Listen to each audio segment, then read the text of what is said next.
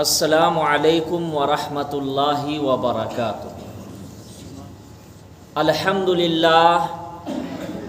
الحمدللہ نحمدہ ونستعینہ ونستغفرہ ونؤمن بہ ونتوکل علیہ ونعوذ باللہ من شرور انفسنا ومن سیئات اعمالنا من یہدہ اللہ فلا مضل لہ ومن يضلله فلا هادي له فأعوذ بالله من الشيطان الرجيم بسم الله الرحمن الرحيم وقضى ربك ألا تعبدوا إلا إياه وبالوالدين إحسانا وقال النبي صلى الله عليه وسلم ان خياركم احاسنكم اخلاقا آمنت بالله صدق الله مولانا العظيم وصدق رسوله النبي الكريم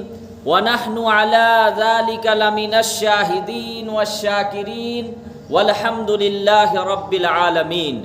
تمام حضرات ادب سے ایک مرتبہ درود شریف پڑھ لیجئے۔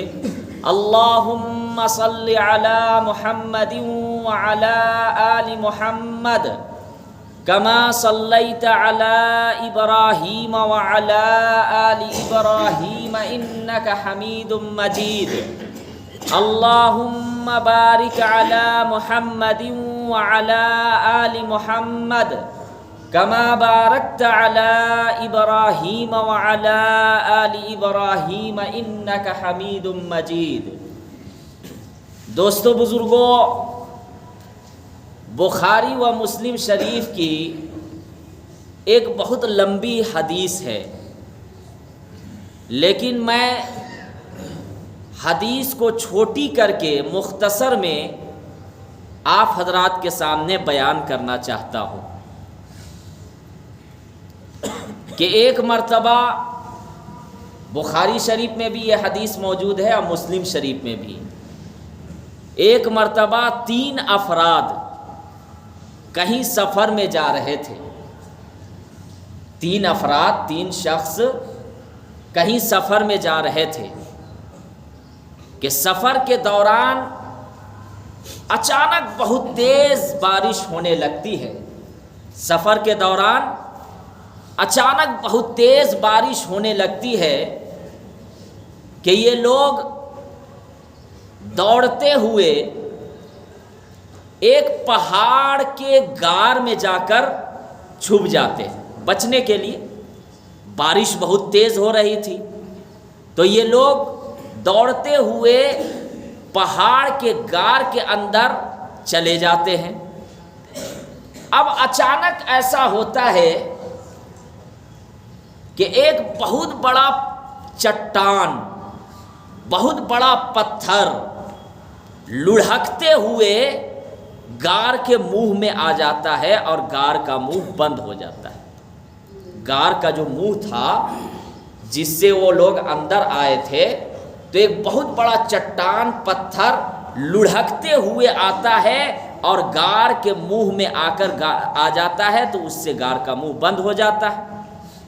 اب یہ لوگ تو پھنس گئے، کوئی صورت نظر نہیں آ رہی ہے باہر نکلنے کی، اب کیا کرے؟ تو وہ 3 جو افراد تھے وہ تینوں یہ کہتے ہیں کہ آپ لوگ اپنے اچھے اعمال کے واسطے سے اللہ تبارک و تعالی سے دعا کیجئے کہ یا اللہ ہمارے جو اچھے اعمال جو ہم نے اللہ آپ کے لیے کیے، آپ کی خوشنودی کے لیے کیا، اس کی وجہ سے اس پتھر کے چٹان کو ہٹا دیجئے، کیونکہ یہاں ہم اپنی طاقت سے اس پتھر کو نہیں ہٹا سکتے۔ یہ پتھر اگر ہٹا سکتا ہے، کسی کے اندر اگر طاقت ہے تو اللہ تبارک و تعالی ہے۔ وہ کون ہے؟ اللہ تبارک و تعالی ہے۔ تو سب لوگ اپنے اچھے اعمال کو یاد کرے اور پھر اللہ تبارک و تعالیٰ سے دعا کرے کہ اللہ اس چٹان کو غار کے منہ سے ہٹا دیجیے، تو 3 افراد میں سے ایک شخص دعا کرتا ہے کہ اللہ تجھے خوب معلوم ہے کہ میرے ماں باپ کو میں ہمیشہ دودھ پلایا کرتا تھا رات کے وقت، میرے پاس ایک روزگار تھا کہ میں بکریاں چرایا کرتا تھا، اور میری ایک ذاتی بکری تھی، اس بکری سے میں دودھ نکالتا تھا اور اپنے ماں باپ کو پر ڈے روزانہ پلاتا تھا، روزانہ رات کو پلاتا تھا، اس کے بعد پھر میں بال بچوں کو پلاتا تھا، بیوی کو پلاتا تھا۔ لیکن ایک مرتبہ ایسا ہوا کہ میں بکریاں چرا کر آیا اور اس کے بعد بکری کا دودھ نکالا، اور میں سوچا کہ میں اپنی ماں باپ کو دودھ پلاؤں گا۔ جب آ کر دیکھتا ہوں تو ماں باپ کیا ہے؟ سوئے ہوئے ہیں، نیند کے حالت میں ہے۔ کیا ہے؟ زور سے بولیے، نیند کے حالت میں ہے۔ اب اس کے بعد کیا ہوتا ہے کہ وہ جگانا چاہتے ہیں، لیکن اچانک خیال آتا ہے کہ نہیں، ماں باپ اگر نیند میں ہو تو جگانا بھی گستاخی، ماں باپ اگر نیند کے حالت میں ہو تو ان کو جگانا بھی بے ادبی ہے۔ اسی وجہ سے میں نے اپنے ماں باپ کو جگایا نہیں، بلکہ میرے چھوٹے چھوٹے بچے تھے، وہ میرے پاؤں کے پاس آ گئے، بلبلا رہے، رو رہے ہیں بھوک کے مارے، لیکن میں نے یہ گوارا نہیں کیا کہ ماں باپ سے پہلے میں اپنے بچے کو دودھ پلاؤں، مجھے یہ گوارا نہیں ہوا۔ اسی حالت میں میں دودھ لے کر اپنے ماں باپ کے پاس کھڑا رہا، اور صبح ہو گئی۔ کیا ہو گئی؟ صبح ہو گئی۔ ماں باپ جب جاگے، نیند سے بیدار ہوئے، اس کے بعد میں اپنے ماں باپ کو دودھ پلایا، اور میرے بچے تو روتے روتے سو گئے تھے، میرے بچے روتے روتے سو گئے تھے۔ یا اللہ، یہ عمل میں نے آپ کی رضا کے لیے، آپ کی خوشنودی کے لیے، خالص اللہ کے لیے میں نے یہ کیا تھا۔ اگر میں نے یہ عمل صرف آپ کے لیے کیا تو یا اللہ، اس غار میں جو پتھر ہے، چٹان ہے، اس کو کم سے کم اتنا ہٹا دیجئے غار کے منہ سے کہ آسمان نظر آ جائے۔ کیا نظر آ جائے؟ آسمان نظر آ جائے۔ اللہ تبارک و تعالی اپنی قدرت سے اس غار کے منہ میں جو پتھر تھا، چٹان، اس کو اتنا ہٹا دیتے ہیں کہ آسمان نظر آنے لگتا ہے۔ کیا؟ آسمان نظر آنے لگتا ہے۔ یہ تو ایک شخص ہوا۔ دوسرا شخص اللہ تبارک و تعالی سے دعا کرتا ہے اور اپنے ایک عمل کو یاد کرتا ہے جو صرف اور صرف اللہ کے لیے کیا تھا۔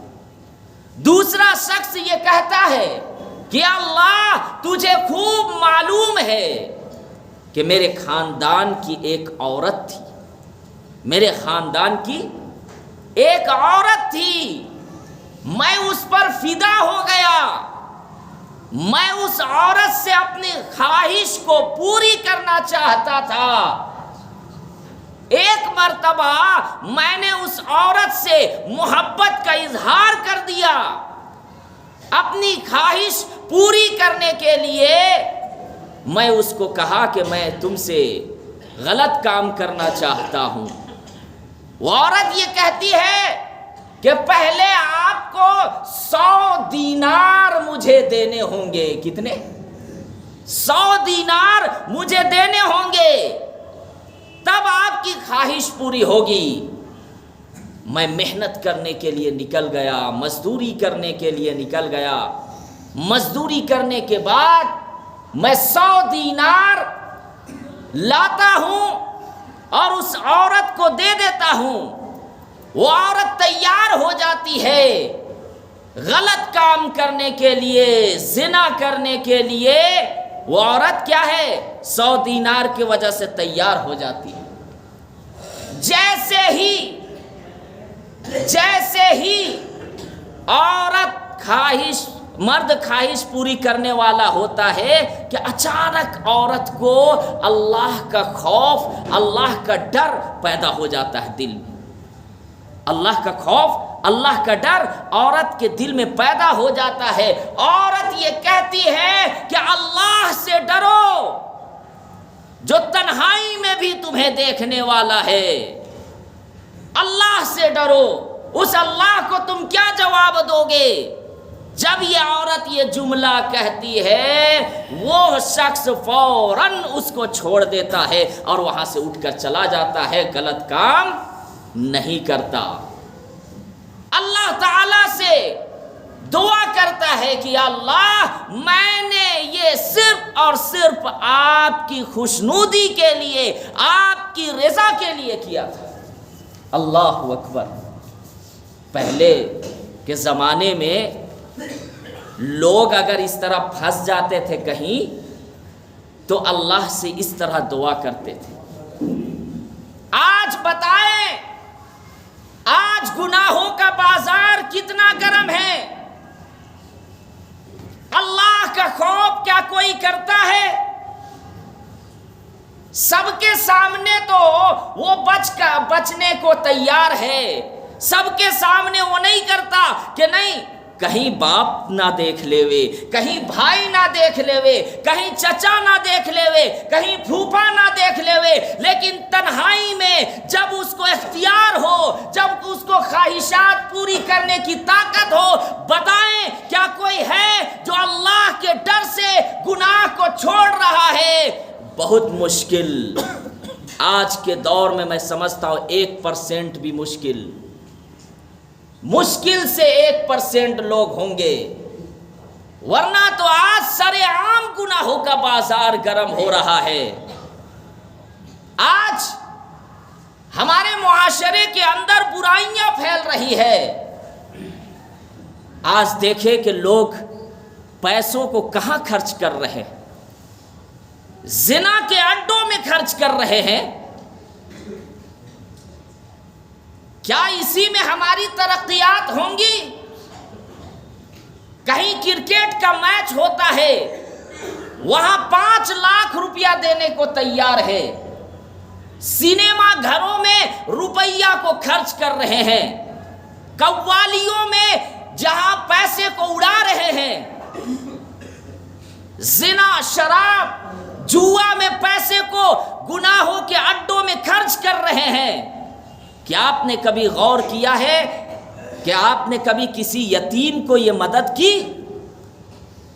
آپ نے اس گھر کا جائزہ لیا جس گھر میں جوان لڑکیاں ہیں، ان کے والدین نکاح کے لیے سوچ رہے ہیں، کہیں پہ رشتہ اگر آتا ہے تو ڈیمانڈ آتا ہے کہ مجھے یہ پیسہ چاہیے، جو کہ ناجائز اور حرام ہے۔ کیا آپ نے یہ غور کیا کہ ہم ایسے لوگوں کی مدد کریں؟ جو لوگ بیمار ہیں، پیسے کی وجہ سے پیسہ نہیں ہے، وہ مر جاتے ہیں، علاج نہیں کرواتے۔ آپ جو قوالیوں میں، شراب کے اڈوں میں، زنا کے اڈوں میں وہ جو ناچنے والیاں ہیں اس پر آپ پیسہ اڑا کر یہ فخر کرتے ہو کہ ہم جنت کا سرٹیفکیٹ لے لیے، یاد رکھنا یہ کل قیامت کے میدان میں وہ یتیم، وہ غریب، وہ بیوہ آپ کے گریبان پکڑیں گے کہ آپ مالدار تھے، آپ نے گناہوں کے اڈے میں پیسے کو صرف کر دیا۔ اگر آپ کو معاشرے کے اندر پیسہ ہی صرف کرنا ہے تو آپ اللہ کے راستے میں خرچ کریں، آپ یتیموں پر، بیواؤں پر خرچ کریں۔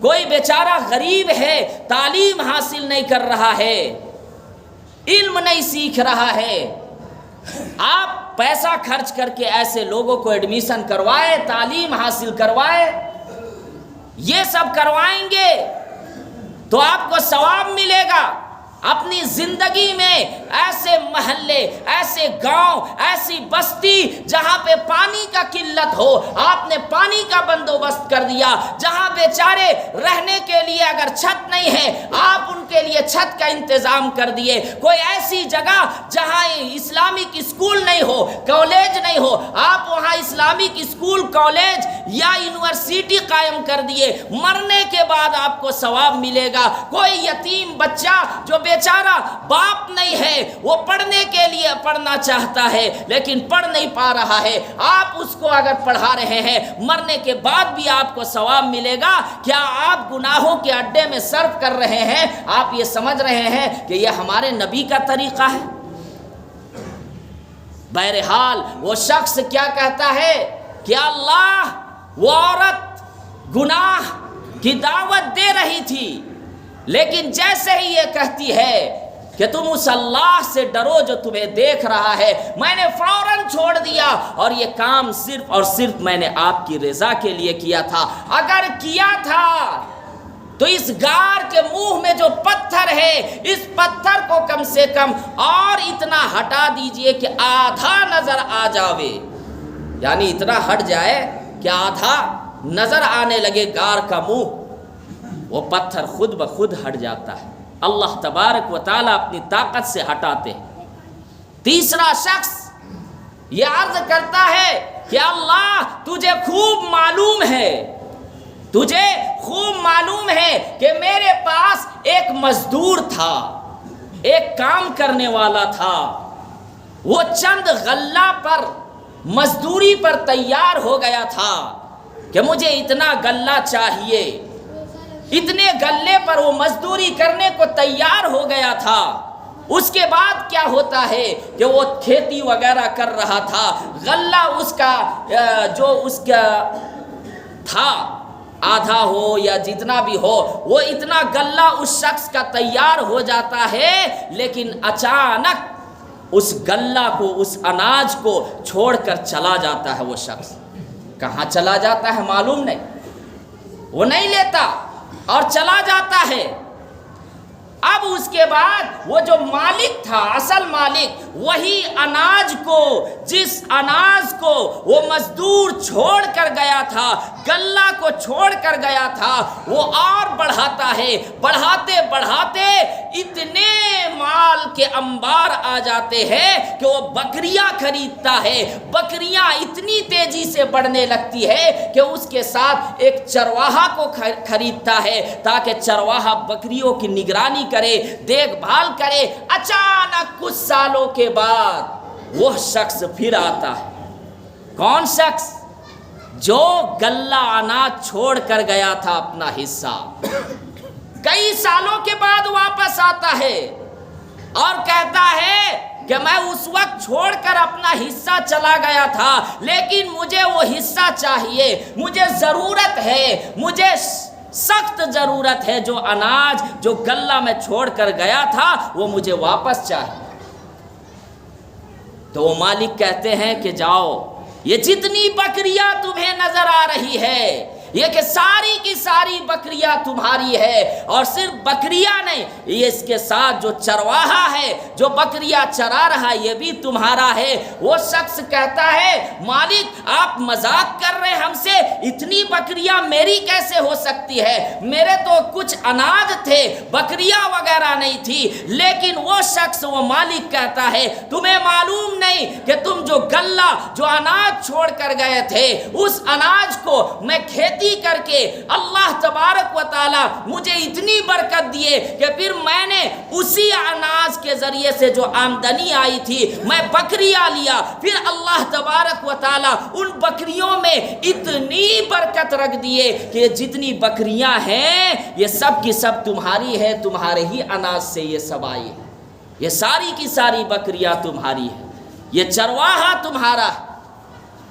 اللہ اکبر۔ آج کے وقت میں کوئی ایسا ہے؟ آج کے وقت میں اگر کوئی ایسا ملے گا؟ آج تو اگر امانت کسی کو رکھوائی جائے تو امانت پر خیانت کر دیا جاتا ہے۔ کوئی آدمی اگر کسی کو بھروسہ پر کہے کہ یہ 2 لاکھ روپیہ میں دے رہا ہوں، اس 2 لاکھ کو مجھے 5 سال کے بعد چاہیے، 1 سال میں چاہیے، 2 سال میں چاہیے، اس پیسے کو بھی بغیر مالک کے اجازت کا خرچ کر رہے ہیں یا نہیں؟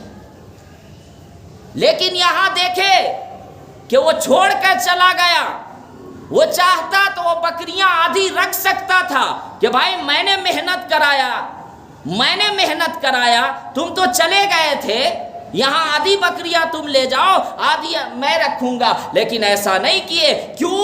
اس لیے کہ اسی کے اناج سے بکری لی گئی تھی، اور اسی بکری سے اللہ تبارک و تعالی جو ہے برکت رکھے، اس لیے ساری کی ساری بکریاں دے دی۔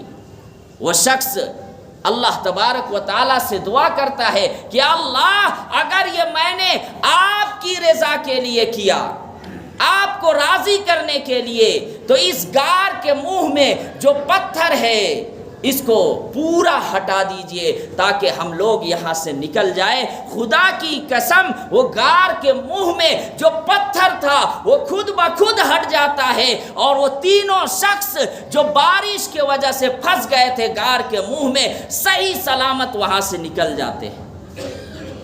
آج یہ سوچتے ہیں کہ ہماری مدد کیوں نہیں ہو رہی ہے، ہم دعائیں مانگتے ہیں، ہماری دعائیں قبول کیوں نہیں ہوتی؟ نماز وہی ہے، قرآن وہی ہے، اللہ کے نبی وہی ہے، ایمان والے ہیں، لیکن دعائیں کیوں قبول نہیں ہوتی؟ اس لیے کہ دعا میں اخلاص نہیں ہے۔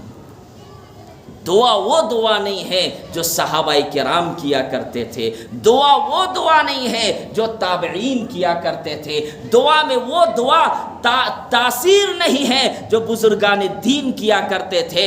اس لیے ہماری دعا قبول نہیں ہوتی، ہم دن اور رات گناہوں میں رہتے ہیں، اس لیے ہمارے گناہ قبول، ہمارے گناہ کے توبہ اور ہماری دعا بھی قبول نہیں ہو رہی ہے۔ اس لیے آج بھی اگر کوئی مسلمان اللہ کی رضا کے لیے، اخلاص کے لیے اگر دعا کرے گا اخلاص کے ساتھ، تو آج بھی دعا قبول ہوگی۔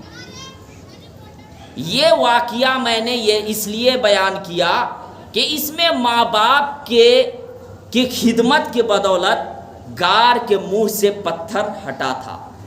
تو دیکھیے کتنی بڑی دولت ہے کہ اگر کوئی ماں باپ کی خدمت کرتا ہے تو اللہ تبارک و تعالی دنیا میں بھی اسے نوازتے ہیں اور آخرت میں بھی نوازتے ہیں۔ یہاں تک کہ حدیث میں ہے کہ اگر کوئی انسان کی یہ خواہش ہو، یہ تمنا ہو کہ میری رزق میں اور عمر میں برکت ہو، وہ شخص کو چاہیے کہ ماں باپ کی خدمت کرے۔ اللہ کے نبی حضرت محمد صلی اللہ علیہ وسلم نے ارشاد فرمایا کہ جس شخص کی خواہش، جس شخص کی تمنا یہ ہے کہ میری رزق میں اور عمر میں برکت ہو، تو وہ ماں باپ کی خدمت کرے، ماں باپ کے ساتھ ادب و احترام کے ساتھ بات کرے۔ اور اس میں یہ بھی اللہ کے نبی صلی اللہ علیہ وسلم نے 3 مرتبہ ارشاد فرمایا کہ ماں کا مرتبہ باپ سے زیادہ ہے، ماں کا مرتبہ باپ سے زیادہ ہے، اس لیے کہ ماں جو تکلیف برداشت کرتی ہے باپ کا اس میں کوئی حصہ نہیں۔ پہلی تکلیف کہ بچہ کو ماں اپنے پیٹ میں 9 مہینے تک قریب رکھتی ہے 9 مہینہ تک رکھتی ہے، باپ کا اس سے کوئی حصہ نہیں، اس میں ذرہ برابر بھی اس کا کوئی احساس نہیں باپ کو۔ ماں جب آخری مرحلہ پہنچتا ہے تو کروٹ لینے میں بھی تکلیف ہوتی ہے، کروٹ لینے میں بھی آخری مرحلے میں تکلیف ہوتی ہے، باپ کا اس میں کوئی دخل نہیں، باپ کو احساس تک بھی نہیں۔ ماں کا مرتبہ اس لیے زیادہ ہے کہ قرآن میں کہا گیا کہ جب بچہ یا بچی پیدا ہوتے ہیں جتنی تکلیف ماں کو ہوتی ہے باپ کا اس میں کوئی حصہ نہیں۔ اس وقت کی کیفیت یہ ہوتی ہے کہ زندگی اور موت کے درمیان عورت ہوتی ہے، باپ کا اس میں کوئی تصور نہیں، باپ تو بس اپنا انتظام میں لگا ہوا ہے دنیاوی چیز میں۔ ماں کو جو تکلیف ہوتی ہے باپ کبھی زندگی میں ایسا نہیں کر سکتا۔ اسی طریقے سے بچہ یا بچی کے پیدا ہونے کے بعد کئی مہینوں تک نہ دن میں سوتی ہے نہ رات میں سوتی ہے یہ ماں۔ باپ کا کوئی نہ، باپ تو کمانے کے لیے نکل گیا، گھر میں بھی رہتا ہے تو وہ بچہ بچی کو اتنا دھیان نہیں دیتا جتنی ماں۔ ماں کو جتنی محبت ہوتی ہے باپ کو اتنی نہیں ہوتی۔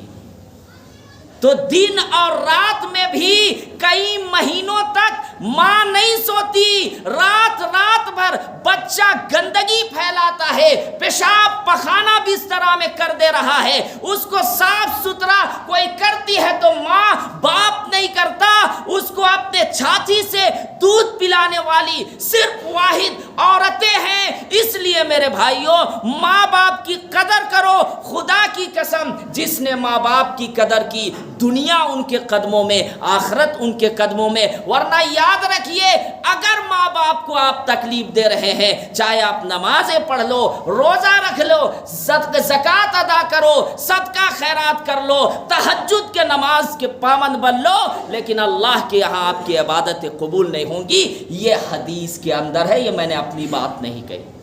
اللہ تبارک و تعالیٰ سے دعا ہے اللہ تعالیٰ ہم سب کو کہنے سننے سے زیادہ عمل کرنے کی توفیق عطا فرماوے۔ وآخر الدعوانا ان الحمد للہ رب العالمین۔ جو حضرات سنت نہیں پڑھے